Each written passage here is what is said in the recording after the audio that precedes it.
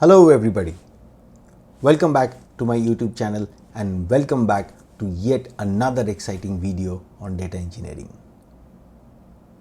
I've been away from the camera for about 5 to 6 months now, and my sincere apologies for doing that. And guess what? What was the reason? Definitely, that was work. I've been working on some cutting edge technologies, some exciting assignments, and some very tough deadlines. Fortunately, I've been able to accomplish all of it, and now that they're all delivered on time, I have some free time, and here I am back shooting a video in the week of Diwali. So if you are somebody who is celebrating Diwali wherever you are, in whatever part of the world you are, wish you a very happy Diwali. Before I get started with the content for today, let me try to set the context first. So in the previous 6 months, I've got the opportunity to work with multiple talents. And it once so happened I was with a group of young engineers into a room locked up who have been given the responsibility to build a CI pipeline using DBT and Snowflake. Now, while most of them, or rather all of them, had exposure to DBT and Snowflake, none of them had the exposure to build a CI pipeline using DBT. I could understand from their gestures, and guess what? I requested them to go ahead and learn it and start working on it. And the first stop to learn something today is YouTube. I'm sure you can find a lot of content on DBT pipeline, how to get started with building CI pipelines with DBT on YouTube. That was my ask. But then, to my surprise, there were none.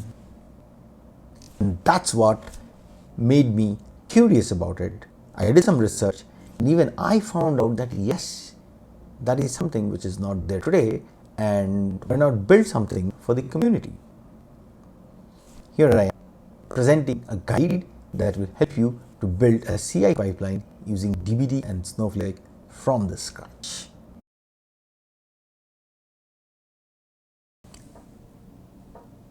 There we are on our lab environment. Let's start by looking at the GitHub repository. So here is the link which I'm going to leave in the description box. There's not much to talk about here unless we deep dive on the project structure and try to understand what it is all about, and we're going to do that in the next few minutes. The README is pretty simple. We're going to develop a CI pipeline, and we're going to show the 3 stages: SQL lint, DBT test, and DBT run. If you have landed up on this particular video from the Medium channel, so I'm sure you would have looked at the Medium article. However, if you have not, then I'm going to leave the link of the Medium channel both in the README as well as in the description box. Have a look at it, and I'm sure you're going to enjoy it. Cool. Let's go ahead and talk about the project structure. Right. So here is the project structure. Let's start with the README. Very simple README we have seen just a while ago. Next is profiles.yml. Now, I'm using a local profiles.yml and not the default DBT profiles that gets generated in your home directory under .dbt folder, because when you have multiple projects, it is always a good practice to have your own profiles.yml dedicated for your project. Here on line number 7 to line number 10, you can see that the account, user, password, and role are all set up from your environmental variable. The reason why I'm doing it, because that's the best way you can hide your username and passwords. Right. Next, let's take a look at the models. So the first model under the folder src is orders_SQL. What is it doing? It is reading 5 data attributes from the table orders, which is available under Snowflake sample data table and tpch_sf1 schema. Now, this is a database which is available to all Snowflake users. If you are using a trial account like me, I'm sure you will be able to look at it. However, if you are using a paid account or an account which belongs to your organization, I'm not really sure whether this database is exposed to everybody. But then if you are in terms with your administrator, you can definitely get it enabled. The next model that we are going to talk about is SRC customers. Again, I'm not going to do anything fancy out here. I'm just reading the customer key and the market segment from this particular table. The next table is a join between the previous customer table and the order table, and I have named it as curated order distribution by market segment. I'm going to do a join based on the customer key of both these tables, and then a simple aggregate which will tell me the total price for a given market segment. It's a very simple exercise that we are going to do, and now it's time for us to take a look at the test cases. We do have testing as a part of our pipeline, so let's take at the test cases. Schema.yml, I have only one schema.yml. If you are not happy with one schema.yml, you can have a schema.yml for every model as well. Yeah. How do you do that? I'll leave it to you, to your research. I'm sure you can find out a lot of content on YouTube itself which can help you do that. Now, if you look at my schema.yml, I have the name of the model, I have the description of the model, and few columns where I want to run the tests. These are called generic tests as per DBT terminology. So on customer key, I am doing a unique and not null check, and on the market segment information, I am doing a not null check. I have not limited myself to generic tests. I have gone ahead and extended the test scenarios to a singular test as well. What is a singular test? You can run a simple SQL statement as a singular test. And my singular test tries to test if the total price for any given order is less than 0, it is going to raise a flag. So it is expected that all order values should have a value which is not less than 0. The moment it is less than 0, my test will raise a flag, or my test will raise a flag. Yep. Cool. What next? I think we should talk about a little bit of linting. If you look at orders.sql, here you can see that there's this warning sign out here that VS Code has put. Why did it put it? Because it is not well formatted as per the expected norms of SQL Fluff. Now we are using SQL Fluff. Let's quickly take a look at SQL Fluff.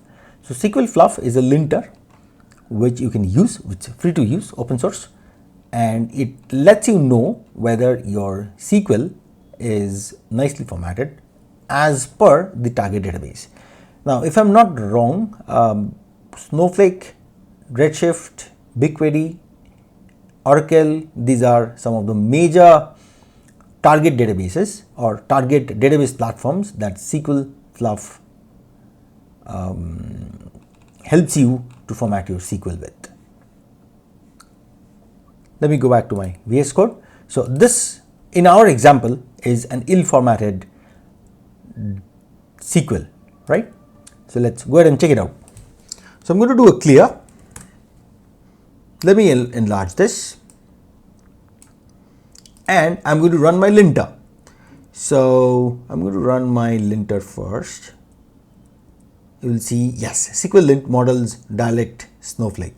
Now SQL linter, SQL Fluff has already been installed on the virtual environment that I'm working on. If I run this, you see it is failed, right? Now if I do let's say pip3 list, you will see SQL Fluff is already installed out here along with my DBT packages. So I have DBT core, DBT extractor, DBT Snowflake installed, right? Let me clear this off. The next thing that I'm going to run is DBT debug from my local machine. So that means I'm going to run the model, I'm just going to test the connectivity from my local machine. Now, in order to do that, if you would have paid attention to my profiles.yml, it expects 4 environmental variables which I need to set. Now, let me go back to my text pad and you will see that there are 4 environmental variables that are already set, which is Snowflake account name, username, password, and my Snowflake role. Now, this is something which is already set. I can reset it again. However, let me tell you, this is a trial account and this username and password is going to be changed soon after the video. So don't worry, even if I have exposed this username and password here. All right, let me go ahead and copy this and try to set it. I think it is nicely formatted. No, I think this space here between equals to and the first quote is going to create some trouble, and I think we're good. So let me go ahead and do that. Yeah, it's all set. Let me clear it up and I think I should be able to run my DBT debug. Yeah, DBT debug -- profile directory dot. That means I'm not going to use the default profile file. I'm going to use the profile file in my current directory, and that's what this particular command means. Let me run it. Yeah, we're good. All checks passed. Let me clear it again and let me run my DBT tests one more. So I can go ahead and change this debug to test. Let me see how it reacts. Okay, so there are 3 models and 4 tests. I'm going to run only the 4 tests now.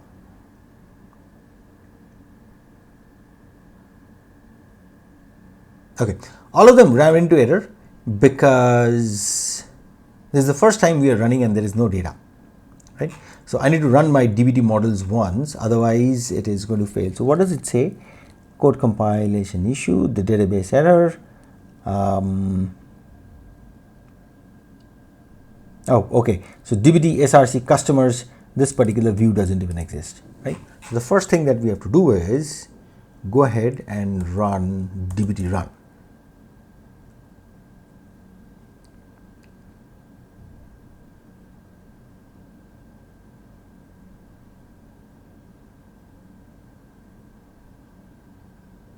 Okay, we're good. So you can see there are 3 tests, 3 models that run: SRC customers, SRC orders, and current order distribution by market segment. Let's go to Snowflake and let's check it out. So if I go to Snowflake, yeah, there's this SRC schema in the database called DBT-CI demo. I don't see anything. Why is it so? Okay, it has refreshed.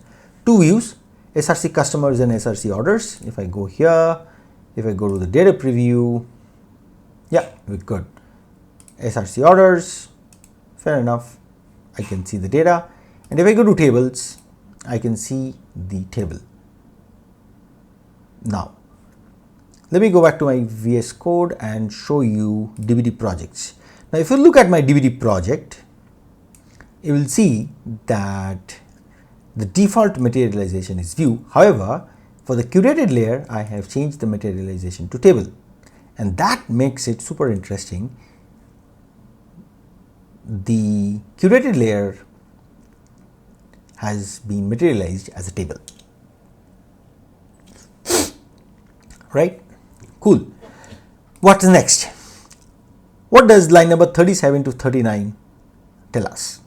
It means the descriptions that I have mentioned in my schema.yml are going to be persisted in Snowflake.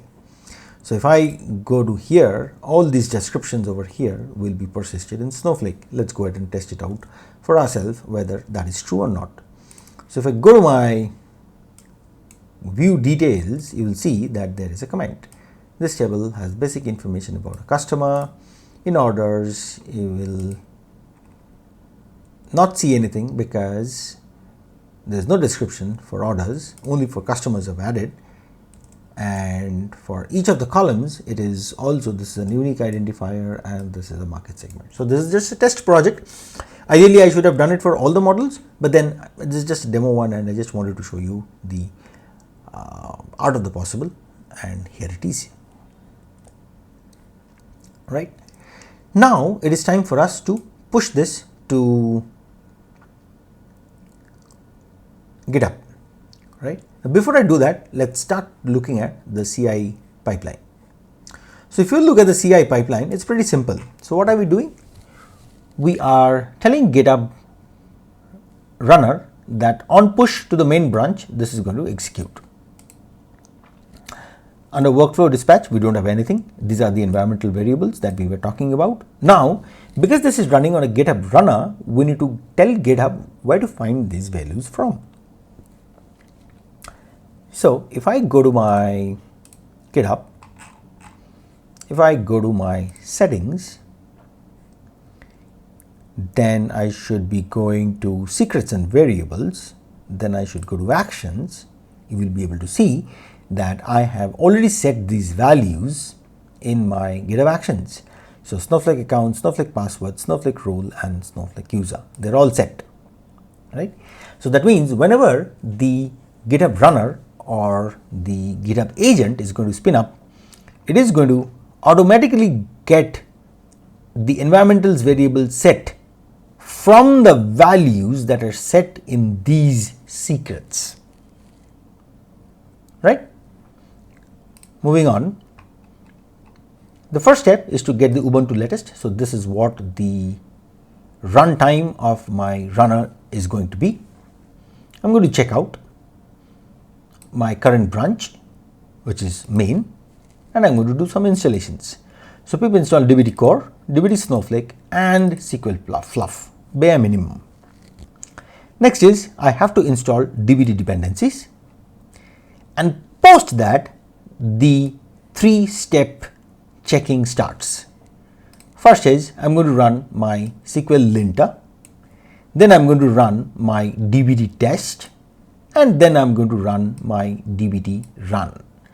Now please note that all the steps are dependent on the previous step.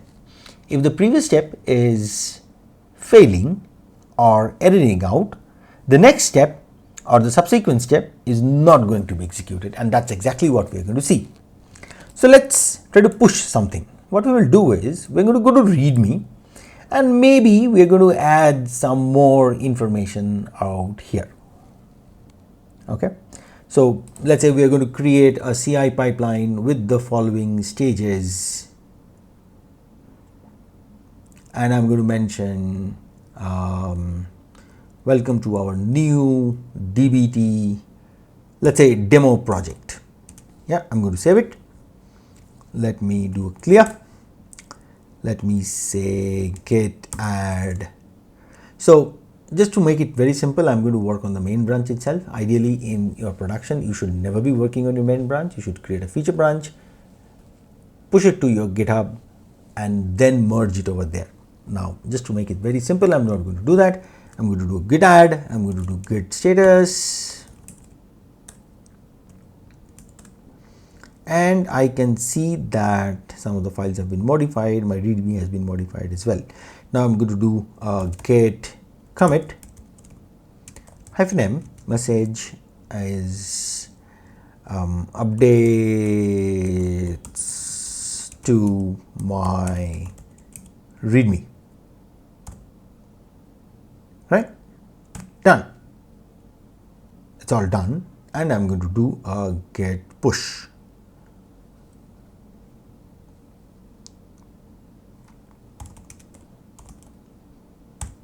So the configuration between my local machine and Git is already done using RSA. So I'm sure the Git push is going to be successful. Let me go back.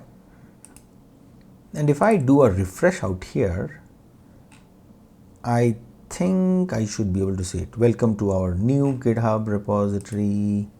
If I refresh this, where is my README? Okay, the README has been, yeah, the demo has been added. Fair enough.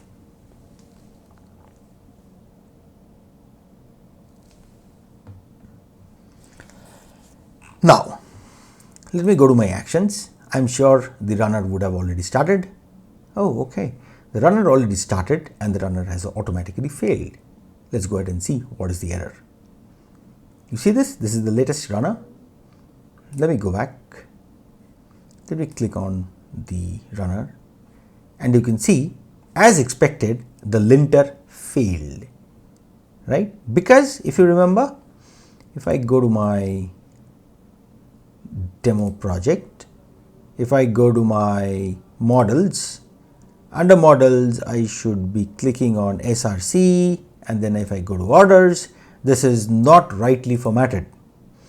That is the reason if I go to my actions, I should be able to see that the incorrect formatting is there, right? So SQL, fluff, lint models, dialect snowflake, all finished, and expected indent of 4 spaces. Files must end with a single trading new line. Okay, cool. If you are still there with me, I'm sure you have a feedback to share.